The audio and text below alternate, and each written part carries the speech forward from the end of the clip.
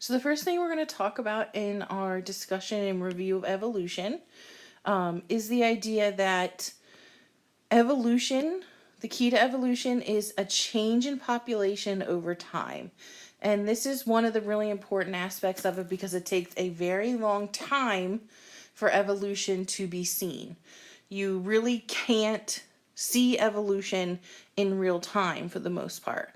One of the things I've seen in recent years says it takes about 50 generations for you to see evolution. So if you think about a human, even if a human's lifespan is, let's say, 80 years, to get 50 generations of an 80-year lifespan each, that's a long time for you to see evolution. So evolution happens in response to a change that happens over time. So, we know that there was ice ages and that influenced human evolution. It goes into, and it specifically mentions here, notice Charles Darwin. So you probably need to know who he is. He's considered the father of evolution. It very briefly talks about how he discovered it with the Beagle, the HMS Beagle, and going to the Galapagos. I would, since they mentioned specifically tortoises and finches, just kind of know a little bit about what he observed and what that told him. So remember, with the finches, it's going to be the beak length according to what they eat. And with the tortoises, it's going to be the shell length. And it's a little bit the shell shape as well on the different islands. And then in particular, it talks about his book. He gives the title. And then this right here is really kind of the hallmark, really the most important parts of the ideas of natural selection. These kind of became what we know now as the requirements for natural selection to occur. So one, you must have more offspring than can survive, so that there's limited resources that need to be competed for. If there's more than enough stuff to go around and everybody lives, there won't be evolution occurring. And then it says organisms in every population must have variety. So if everyone looks the same, if all species are exactly the same, there's nothing to shift the deck, so to speak. And then finally, the fittest offspring, or those with the most favorable traits, are going to survive. So one of the real important parts of natural selection that sometimes gets lost is the idea that in natural selection, nature does the choosing of what is best. So, the reason why certain animals are certain colors is because that is what the foliage and the leaves and that's the area that they live, that's what it looks like. We talked a lot about this when we talked about the hares. So the Arctic hare is white for the most part because it lives in the snow, while a hare or a rabbit around here is a brownish color because it lives mostly, in bushes and the like. But the animals themselves have no control over those traits.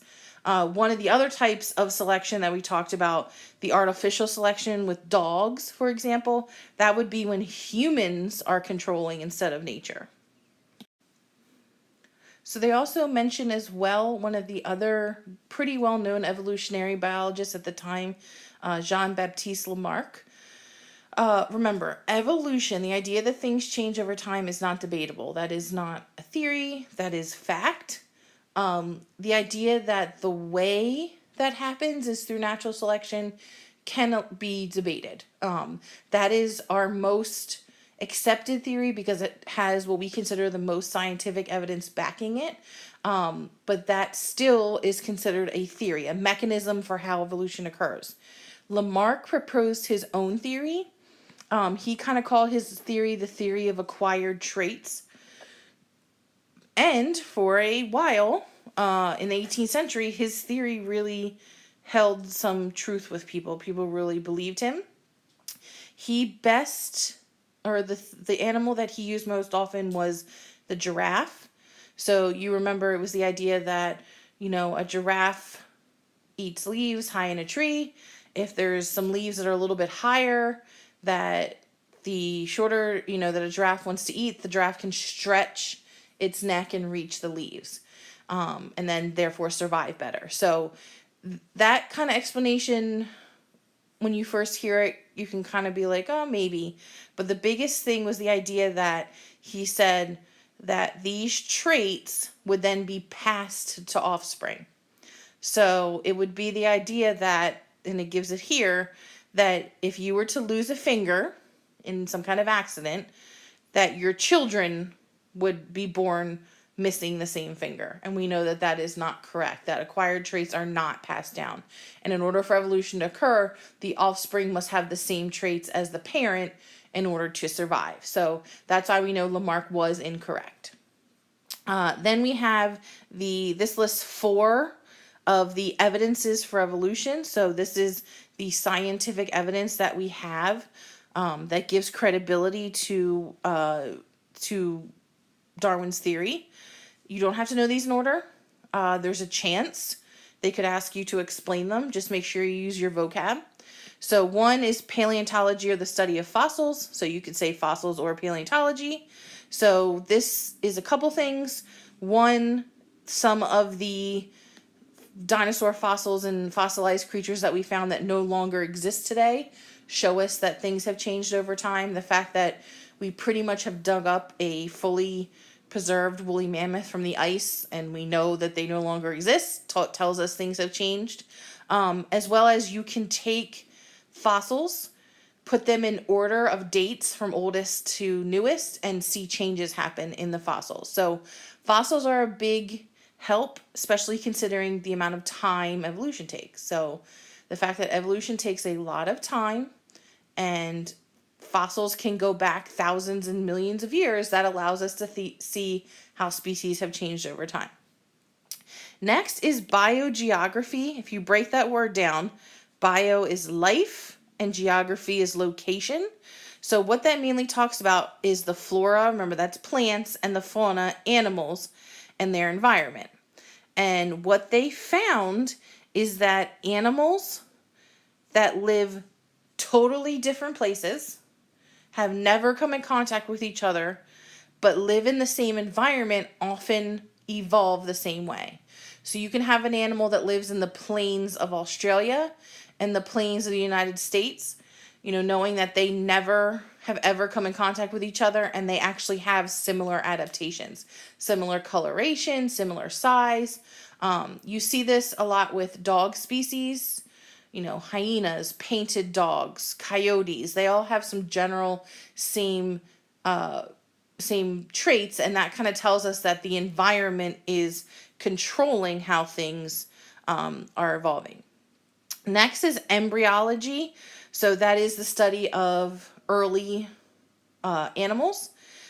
Specifically, if you look at embryos of vertebrate animals, things as different as fish, amphibians, birds, humans, when you look at them in their very early stages, so we're talking a couple weeks old embryo, they look extremely similar. You can actually look this up, embryology of these, and for the first few weeks, you can't tell really the difference. They all have a head, they have a spinal column. Remember, if the Hox gene tells us they have a middle, they have an end. So the idea that the embryology is similar among us and something that's as different as an amphibian tells us that there probably was a common ancestor. That gives information for that. And then finally, comparative anatomy. You can do this with either homologous structures, which are listed here, or analogous structures. So this is the idea that a human's arm, a dog's leg, a bird's wing, and a whale fin are all the same appendages. They all have, if you look, have the same general bones, number of bones, general placement of bones, different sizes, but they all have that similarity, but because they're used for different things, they look different. So we call them homologous structures. This also can be where you put the idea of organs that we no longer use, vestigial organs. So, an appendix and those kind of things. Whales, again, have hip bones. So at some point, they probably had a need for those hip bones. They don't anymore, but you can still see them on the whales. So this picture is just showing you that idea. Human arm, dog's leg, bird's wing, whale fin. They all have different purposes. So they are going to look exactly the same, but they all have the finger-like parts. They have what we would call the metatarsals, or the middle bones. they have two forearm type bones and then one bigger humerus bone. And that gives us an idea that they all, again, common ancestor. There was something that was similar between all of them at some point in the past. And then again, analogous means different. So it says here, therefore they have the same function, but they have evolved totally independently. So another example would be the eye. So scallops, insects, and humans all have eyes, although they have evolved entirely independent of one another. So there's a reason why having an eye gives an evolutionary advantage. So the idea that those three things are not at all related, the common ancestor is very far back, but they still all developed an eye, tells you that the environment is saying that an eye is better. And then finally, the last thing is molecular biology, and this is probably the easiest one. Just the idea that all living things have the same molecular DNA. So DNA, RNA, and every living thing has the same general structure, has the same nitrogenous bases, and most species use the same amino acids to make proteins. Those proteins will be different because they're going to be used differently, but all of that is the same. Again, we have 99% the same genetic code as a chimp. I think it's 50% a banana. I can't remember the exact number, but all living things have the same genetic molecular material. And that's giving information that leads us to believe there was a common ancestor. So common ancestor does not mean, a direct lineage. Think again more like the branching of a tree, that there was one ancestor that we all kind of separated from and branched off. We think that there was one early life form, most likely a photosynthetic organism, that the primordial soup, if you remember, and then from there it became more specialized. It evolved until what we see now. We use phylogenetic trees or cladograms, remember those two things, to track common ancestors and try to predict relationships among things. The general idea is the closer the split, the more common or the more in common you have with that species. So you see at the top here an example of a phylogenetic tree. This is a very complicated one. It's actually showing you most bacteria, archaea, and eukaryotes. On the exam, I would expect perhaps for you to make one using a much smaller amount of organisms, much more concise, or read one possibly as well. So remember, all the little points of connection here are showing common ancestors. And the closer you are to a branch, the more related you are. So if you look here, this animal, a spirochete, has a much closer branching to this animal than it does if we go all the way here to a Thermotoga. So this species is much closer related and has more in common with this species than this. They still have a common ancestor here, but the closeness of where the tree branching happens is going to give you that idea. So if you look here, you have animals and plants split from fungi here, but they're all more closely related than, if you go back here to the flagellates. They're still more closely related. So expect perhaps to have to make one. Do your best of where things split. Don't forget things you already know.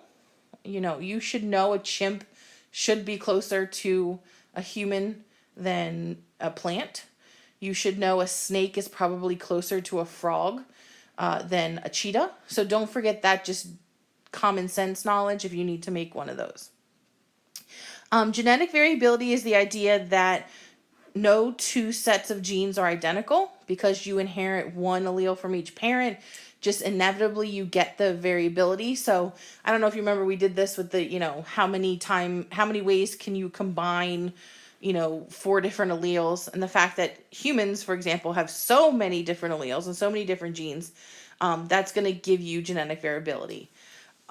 Genetic variability is very important in evolution because without it, things won't evolve. If the genetics get too similar, then there isn't enough variation, there isn't enough competition, and evolution is either going to stop or the species could it be eliminated. So we talked about that a lot with, humans, where we're starting to intermix. Is that going to cause a problem? This is what happens when the species starts to become endangered, because you have less individuals, so that just means less variation and less, ability to adapt. So genetic variability is very important. So the next couple paragraphs at the top is just telling you other ways that you can get more genetic variability. So remember, there's just allele combinations. So just the idea of the law of independent assortment. There's mutations that can occur to increase genetic variability. And then there is also crossing over events. In bacteria here, it's talking about two things called conjugation and transduction. And that's just the idea of how bacteria evolves.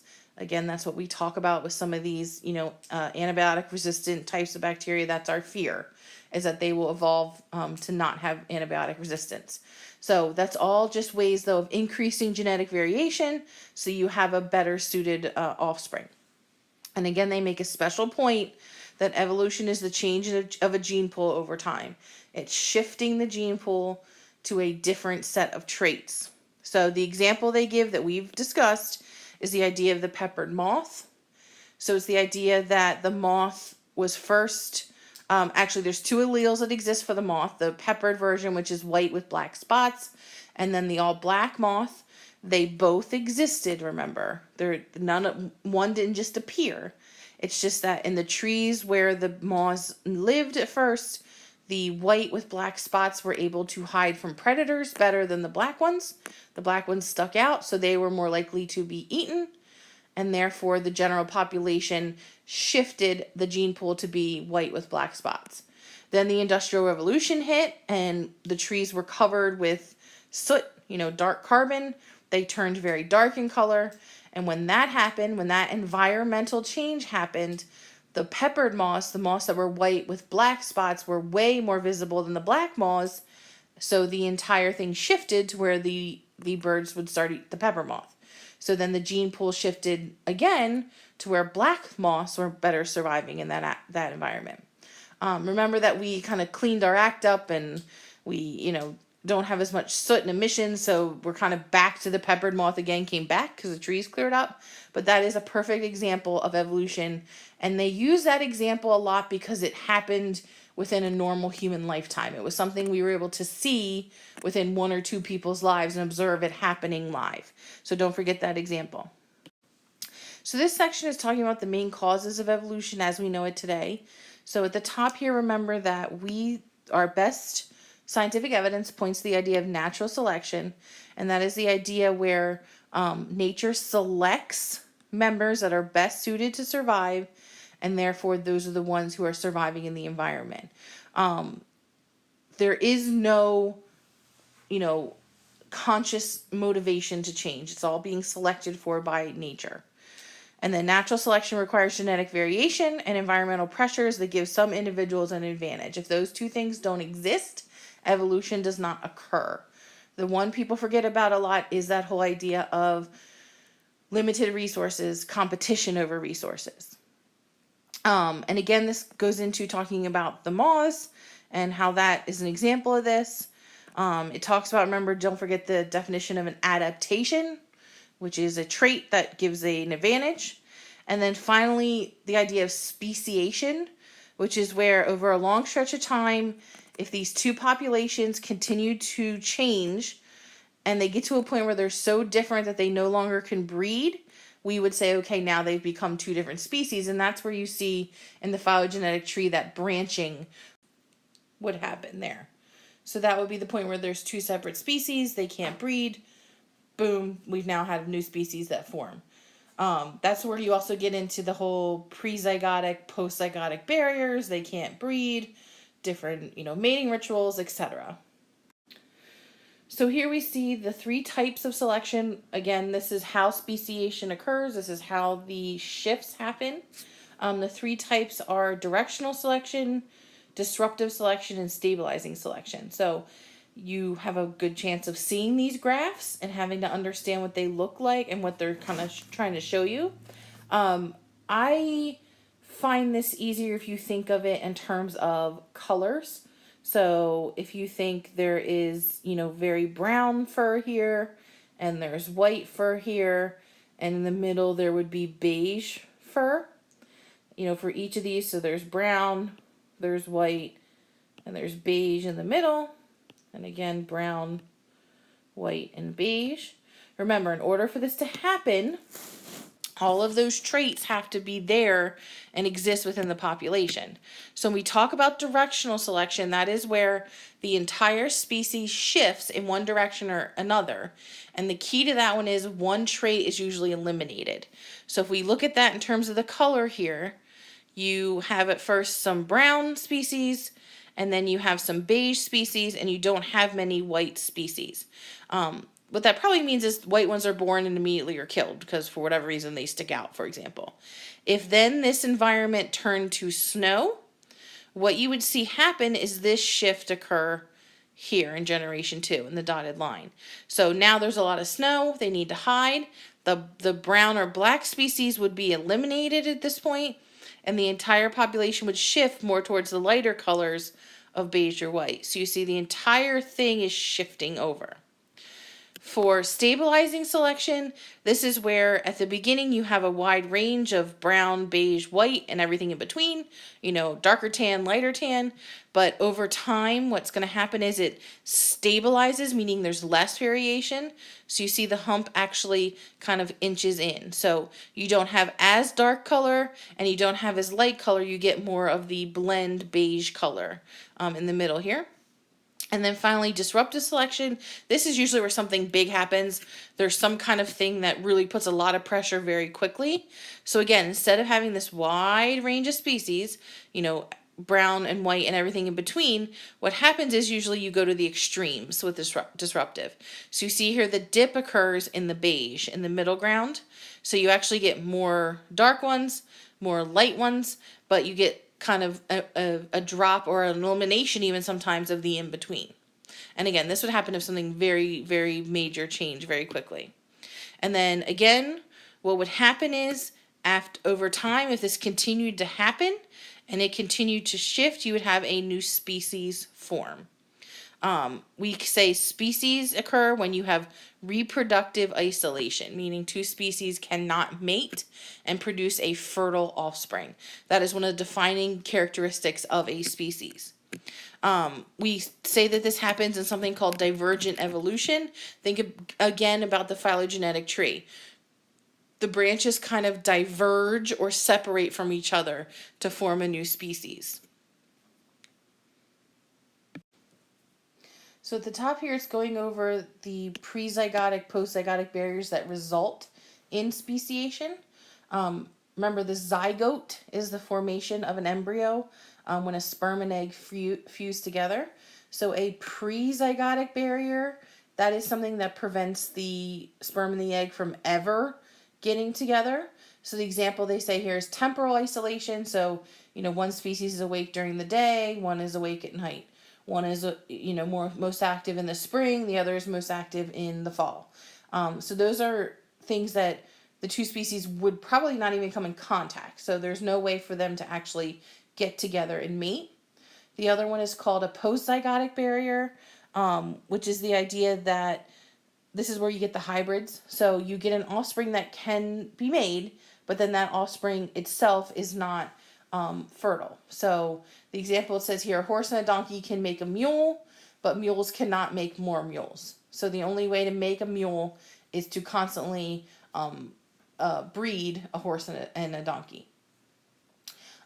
Convergent evolution is the idea where two unrelated species end up with analogous traits. So the example here they give is aardvarks, anteaters, and pangolins. They all have long claws, sticky tongues, catch insects, but they are completely different mammals. They really don't have a common ancestor. They live in different areas. They just evolved because of the same selective pressure. And then we have the two main types of speciation. Allopatric is the idea that a species or two species diverge because there is some kind of geographic barrier. An island, for example, with Darwin, a mountain range, something prevents them from physically coming in contact. and then eventually they have reproductive isolation for so long that they become new species. Remember, the term allopatric enzyme kind of means the same thing. It's a different place. The placement is different. And then sympatric speciation is when the two species live in the same area. There is no barrier. There's nothing physically keeping them apart, but they still diverge into two different species. This type is most common, it says here, with plants. Usually if two animals are in the same area, they're going to mate and continue to be the same species. Hardy-Weinberg, there are two people that came up with ideas of how you figure out if something is evolving or not. So the idea of Hardy-Weinberg equilibrium is when the population is not evolving. So in order for a population to not evolve, so it says the Hardy-Weinberg law says that a population will be in genetic equilibrium only if there is a large population, 2, no mutations, 3, no immigration or emigration, which is the out and the in, 4, random mating, and 5, no natural selection. So remember, equilibrium kind of means stable, kind of like homeostasis. So what Hardy-Weinberg says is if those 5 conditions are met, an organism is not evolving. If any one of those is not true, so it's happening, so the population is small, there are mutations, there is some immigration and emigration. If any one of those prove true, then we would say that population is evolving. How I've seen them use this is the question, are humans evolving? And you would have to prove your answer using Hardy-Weinberg. And the key to those questions are that the answer of what yes or no really doesn't matter. It's that can you include all 5 of those ideas and fully explain why you would write your answer as you wrote it. So the top here talks about the idea of genetic drift. So you may have heard somebody say, life is unpredictable. So even with all of our knowledge and evolution and how natural selection works and selective pressures and Hardy-Weinberg, sometimes there is just simply genetic drift, which you can think of, it says here, as just random luck or a random event that causes a species to change. So one of the best examples that some scientists say is the extinction of the dinosaurs. That was a genetic drifting event where they got hit with a meteor, a totally random chance event, killed them off. Mammals were then able to thrive. And I know I've said to you, if the dinosaurs were not killed off by meteors, humans most likely would not be here the way we have today. Mammals at the time were small. They could not even come close to competing with the dinosaurs. The dinosaurs were around for millions of years. They were very well suited to their environment. They were actually very good at adapting. So if that chance random event of that meteor hitting wouldn't have wiped out the dinosaurs, most likely humans wouldn't have evolved at all. And then here's the part, the Hardy-Weinberg equations that you guys struggle with a lot. I think what you need to remember is the idea that the letter P always represents the purely dominant allele. It could also be the dominant trait. And then Q is always the recessive. So there's 2 separate equations. You see the P plus Q equals 1 and the P squared. These are both on that sheet, so don't have to memorize them. The difference between the equations is this is just more for the phenotype, and this one is more for the genotype. So, when you talk about P plus Q, that just means the number of species that are showing the dominant trait plus the number of species showing the recessive trait is going to equal 1. The P does not matter if it's homozygous or recessive in this equation here. So if you're not sure of its, if it's heterozygous or homozygous, this is the equation you should be using. The equation here, the P squared one, that's for the genotype, because if you look, P is for just the purely dominant, 2 of them. So if you want to think of that with the example here with the letters, this would be big R, And then the Q would be the recessive, little r, and the PQ would be big R, small r. So you might want to kind of remind yourself of that, write that down somewhere. It might be easier this way if you think of it as P squared would be this genotype, 2PQ would be the hetero, and Q squared would be, again, the homozygous, recessive. So the example here, it says, again, both of these are listed in the formula sheet. No need to remember them. So here it says, let's calculate, I don't know if you can see at the bottom here, let's calculate the frequency of the genotype for green-eyed fruit flies. So it says here, if 9% of the fruit flies are green-eyed, then the genotype frequency of Q squared is 0.09. Don't forget the idea that 9%, to give a number, you always divide by 100. So it's going to look like that, 0.09. So it says you can now use this value to figure out the frequency of the recessive allele. So because we know Q squared equals 0.09, because it's green-eyed flies, and we're sure it's Q squared because that's the only way to get green-eyed flies is for it to be double recessive, then we can figure out that we can use the other equation, P plus Q.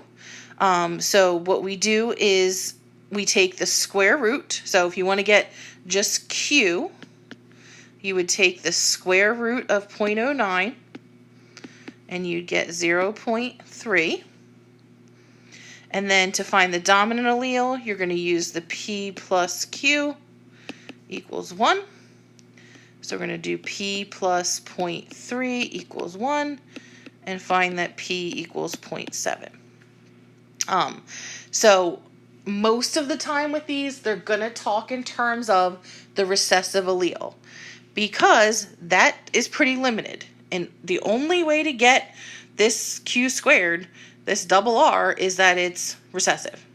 And then you can take the square root of that to get just plain Q and use that to get just plain P. And then if you need to find the 2PQ, it kind of depends on what the question's asking. Sometimes they ask that, sometimes they don't. Then what you're going to do, let me erase this here, is you're going to go back and plug in those numbers. So you're going to do P squared is 0.7 squared. So you're going to do 0.7, which was P squared. And then plus 2PQ.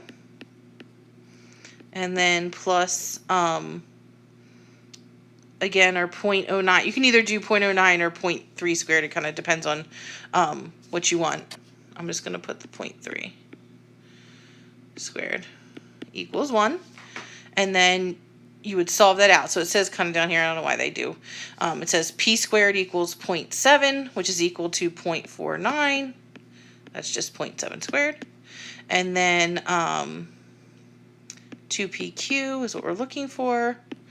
And then 0.3. I'm sorry, 0.03 is actually the 0.09 squared.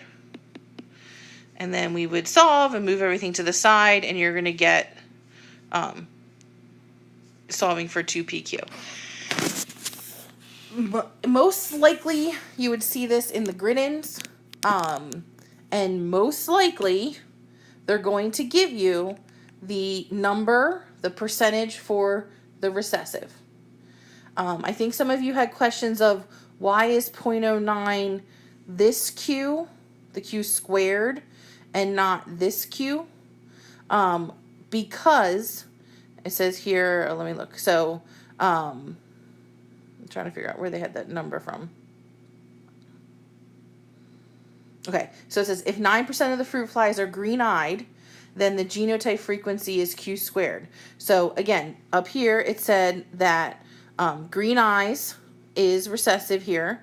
So the only way to get a recessive genotype is to have 2 double R's. So that told me that the frequency of that genotype is 9%. And then I use that from there to calculate the other ones. So just in summary, remember there's 2 parts to Hardy-Weinberg. There's the 5 stipulations, the 5 requirements for evolution to happen. And then there's the equation part. If the equation is given in a grid-in, that's pretty much either you're correct or you're not correct. So the amount of work you show really isn't going to be important in that type of question. If it is a free response, though, you could get some points from showing your work. So the amount of work you show on the paper really depends on where you see that question. That is the only math that you'll see with evolution.